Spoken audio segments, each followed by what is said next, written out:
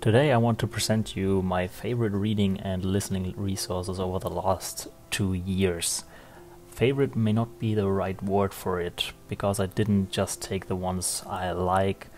I tried to order them, not only how good they are, but also how often I use them, how interesting I find them, and I tried to keep out stuff that's pretty obvious. I don't think it's useful to make a list for listening and then say, hey, listen to YouTube, listen to Netflix.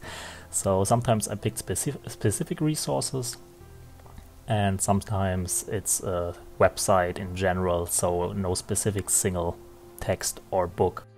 Furthermore, I'll give you a download link in the description, which is basically an Excel sheet where you can find all the resources I used over the last 2 years, with links if possible, not for all of them, but for quite a lot of them. And it doesn't contain 100% of the resources that I use, but if I had to guess, maybe 70% of them, so you can get a good overview of what I did, and maybe some of the websites or so where I added a link are useful and you didn't know them before, so I hope this one is helpful for you. It's not a download link, it's just a link where you can view it, and I'll update it as I go and add stuff I find and try to add some descriptions to the website to make it a little bit easier to use. So with that out of the way, I think we can start. We'll start with listening. I'll give you my top 3 resources and then the same thing for reading.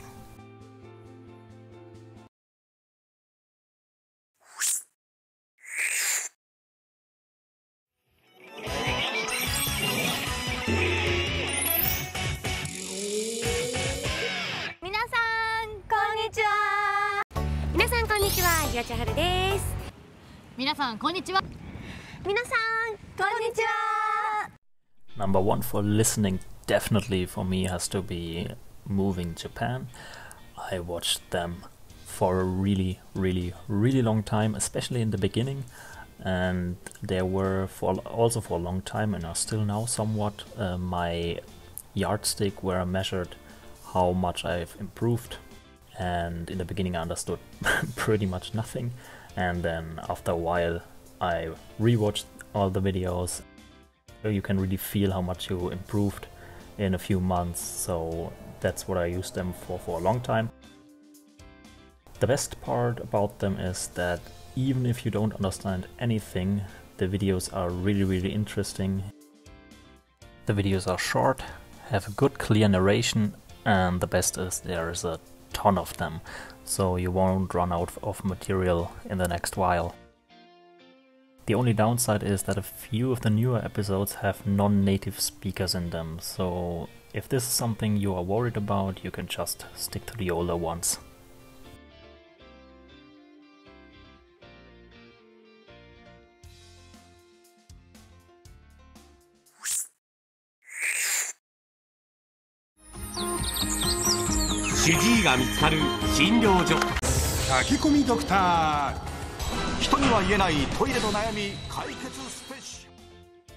Okay, number 2.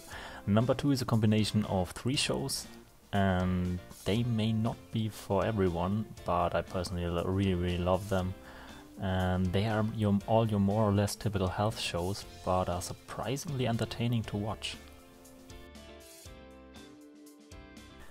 And the best part is you can learn a lot of useful everyday words like and I mean, we all use those every day, right? But on a rather serious note, there may be some uncommon words in there, but you will have them down after a short while because they are almost used in every episode. So you get a lot of repetition, and you won't even have to look them up, maybe once in the beginning, but afterwards. Like I said, you have a lot of background when you watch those shows, and it's really easy to remember them after you've watched 2 or 3 of them.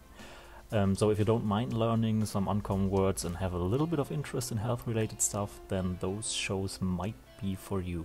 And the best part, there are a ton of those episodes on YouTube, so you can watch to your heart's content and you won't run out of them in the next while.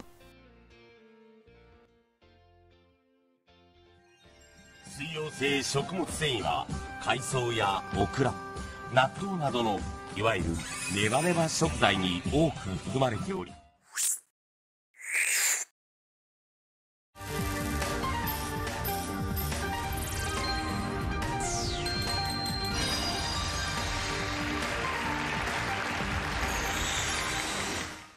And number 3 for listening, the last one. If I go by pure numbers that I've listened to something, or watched in this case, then this show would have to be number 1. I watched every show, every episode I could find on YouTube. And I enjoyed every minute of it. It's basically a renovation show, so you can see the complete process from beginning till end, from planning until the house is finally finished.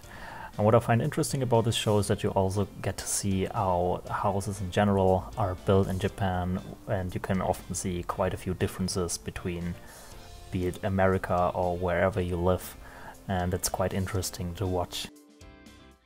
Again, here, as with some of the other resources I show you today, there are a lot of words you probably don't need every day, a lot of the building material and so on. But same as with the health-related show, it is something you will have down in no time. The words get used over and over again, and for me the most important factor is it's interesting. So if you have a kind of a weak spot for shows like this, then this could be something for you. And there are a few hundred episodes on YouTube, so same as before, you'll have a lot of fun with it.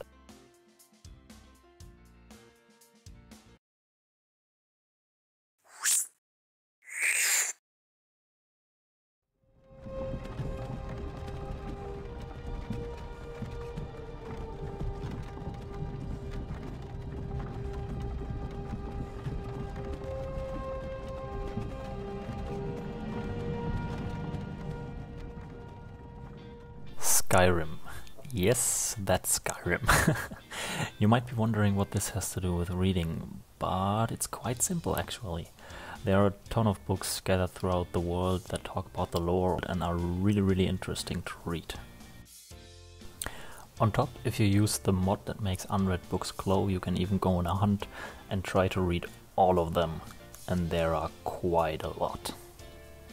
Downside is the vocab use is of the rather rare variety, and overall the books are not that easy. But if you like Skyrim or the Elder Scrolls lore in general, this is a nice way to get some reading practice.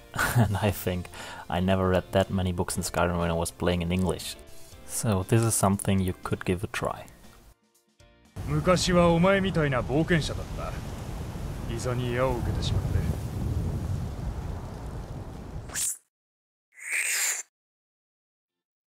The next reading resource is rather normal.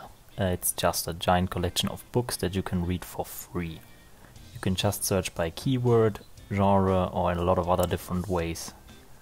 Once you find a book that piqued your interest, you can just click on it. You get an overview of all the chapters, and then you can just start reading. Since you can read the books in the browser, you can just copy and paste sentences for card creation,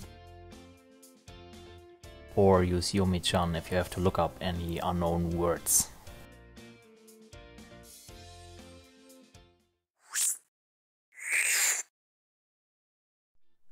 And for number 3, we have a pretty cool site full of children's stories. They have a ton of simple and short ones that you can read. I personally didn't use the site as a reading resource. This might sound a little bit confusing, but I found this site looking for something I could listen to better fall asleep.